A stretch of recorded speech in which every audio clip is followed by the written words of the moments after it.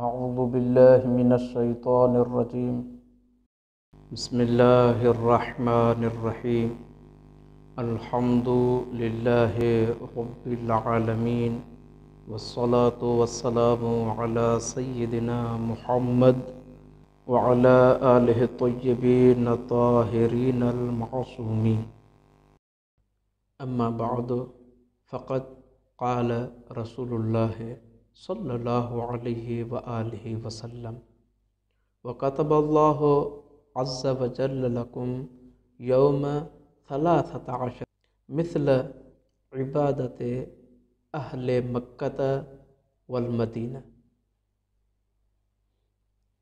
سب سے پہلے دعا ہے خالق اکبر آپ اور ہم سب کی قلیل اور ناقص عبادت کو اپنی بارگاہ میں قبول فرمائے، ہم اور آپ سب کو ماہ مبارک رمضان سے مستفید ہونے کی توفیق عطا فرمائے۔ آج ناظرین کے سامنے ماہ مبارک رمضان کے تیسرے دن کی عظمت اور فضیلت پیش کرنے کے لیے حاضر ہوئے ہیں۔ وہی حدیث جو حضرت ابن عباس آپ صلی اللہ علیہ وآلہ وسلم سے نقل کرتے ہیں کہ آپ صلی اللہ علیہ وآلہ وسلم نے ارشاد فرمایا: وَكَتَبَ اللَّهُ عَزَّ وَجَلَّ لَكُمْ يَوْمَ 13۔ اللہ رب العزت لکھ دیتا ہے آپ مسلمانوں کے لیے، آپ مومنوں کے لیے، آپ امتی محمدی صلی اللہ علیہ وآلہ وسلم کے لیے یوم 13 ماہ مبارک رمضان کے 13ویں دن، جب کوئی عبد خدا ماہ مبارک رمضان کے 13ویں دن کو درک کرتا ہے تو اللہ رب العزت اس کے لیے لکھ دیتا ہے مثل عبادت اہل مکہ، مکہ میں رہنے والے مسلمانوں، عابدوں اور زاہدوں کے مثل عبادت، یعنی میں دوسرے لفظوں میں کہوں وہ مکہ میں رہنے والے خوش نصیب جو مسجد حرام میں آ کر، وہ مسجد حرام جو پوری دنیا میں عبادت اور عظمت کے حوالے سے عظیم ترین مسجد ہے، با فضیلت مسجد ہے، اس میں آ کر جو وہ عبادت انجام دیتے تھے، جس میں نماز شب قدر، جس میں عبادت الہی، جس میں نماز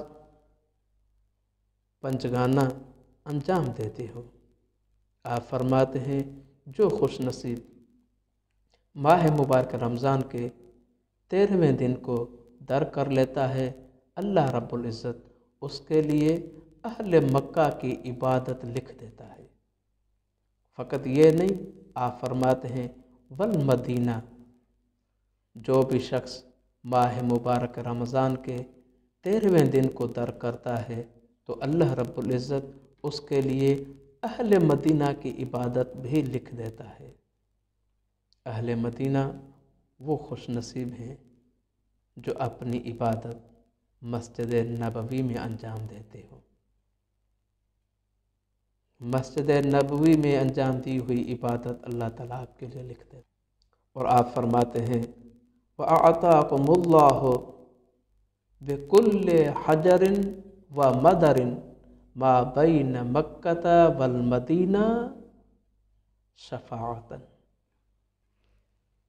اہل مکہ، اہل مدینہ کی عبادت ماہ مبارک رمضان کے 13ویں دن کو درک کرنے کی وجہ سے، حاصل کرنے کی وجہ سے آپ کے نامہ اعمال میں لکھ چکی ہے۔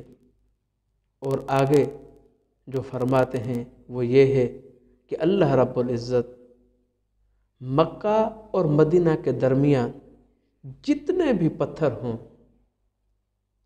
جتنی بھی ریت ہو، ریت کے ذرات اور ان پتھر کی مقدار کے مطابق اعطاکم اللہ عز وجل، अल्लाह रब्बुल इज़्ज़त आपको अता करता है शफ़ाअतन, हक़ शफ़ाअत। मक्का और मदीना के दरमियान जितने भी पत्थर हैं, जितने भी रेत के ज़र्रात हैं, उनकी मिक़दार के मुताबिक अल्लाह ताला आपको शर्फ़ देता है, क़यामत के दिन आप उनकी शफ़ाअत कर सके। शुरू अयाम में अर्ज़ किया था कि जब आपने फरमाया एक तस्बीहात अरबा की तिलावत आपके लिए जन्नत में बाग बना देती है, तो किसी ने सवाल किया, या रसूलल्लाह फिर तो हमारे कई बाग बन चुके होंगे। आपने फरमाया था, हाँ यकीनन बन चुके होंगे, लेकिन आप यहाँ गुनाह अंजाम देकर यहाँ से आग ना भेजें कि वो आपके बागात जल जाएं। अल्लाह रब्बुल इज़्ज़त यह मकाम अता करता है। तो याद रखिएगा, अल्लाह की मासियत करके इन तमाम चीज़ों को अपने आप से दूर मत कीजिएगा। अल्लाह रब्बुल इज़्ज़त हम और आप सबको अल्लाह की इताअत करने और उनकी मासियत से दूर रहने की तौफ़ीक़ अता फ़रमाए। वस्सलामु अलैकुम व रहमतुल्लाहि व बरकातहू।